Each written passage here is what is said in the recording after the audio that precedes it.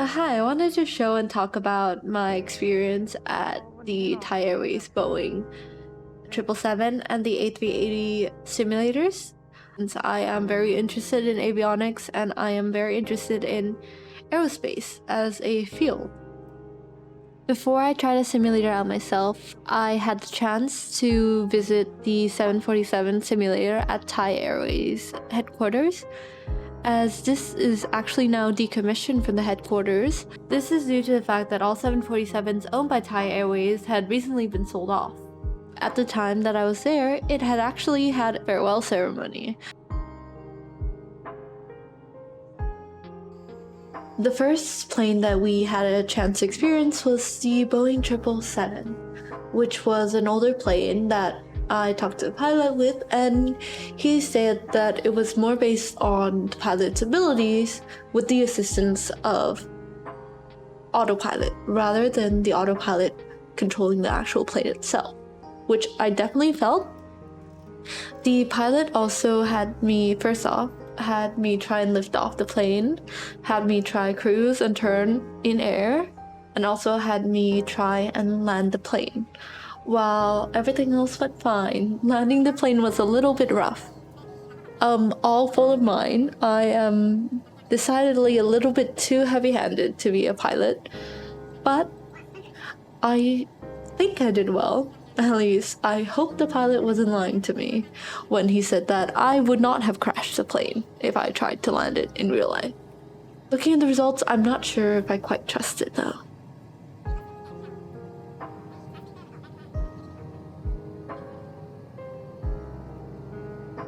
Compared to the Boeing 777, the A380 was a lot more new and also had a lot more modern capabilities. Those modern capabilities being the much easier to read screens and things like that. But those also come with a caveat. The pilot said that Airbus planes, such as the A380, tended to rely more on autopilot input rather than pilot input themselves, with every year autopilot getting better and better. Every year, more control is being given to autopilot. Now the pilot says that all they really do is lift off and land the plane on Airbus planes. This also shows a lot of the newer capabilities of the simulator itself, where it can change to a lot more destinations to practice landings at shorter strips or longer strips or rougher terrain, or even practice landing at night. For example, this shot right here, where I'm trying to land a plane that I can barely see over the bulkhead of, which was a really interesting try, and as you can tell, this time it was a lot smoother, which maybe because it wasn't sped up, or it might just be because autopilot is helping me a lot. But it was a lot smoother. I definitely found myself looking more at the instruments compared to when I was on the Boeing 777, as I could barely see over the bulkhead of the plane, but also that the instruments were a lot more visually apparent than when on the Boeing 777.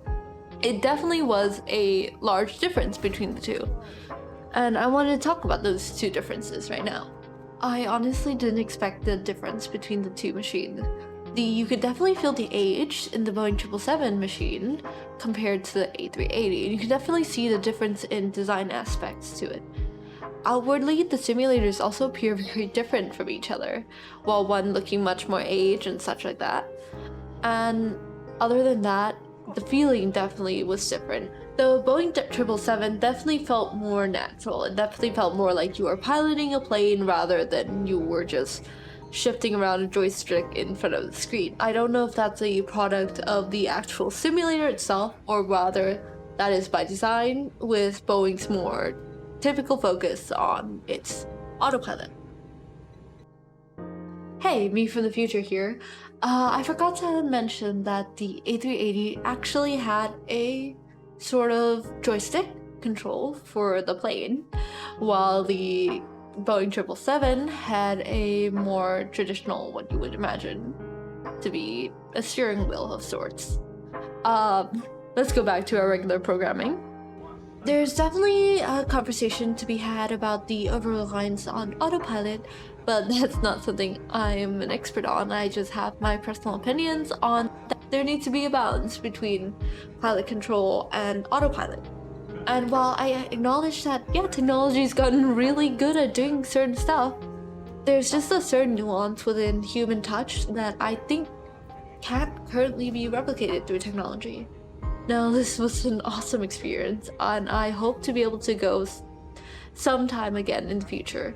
This trip definitely fueled my interest in aerospace and furthered my interest in engineering in a way that I never thought was possible.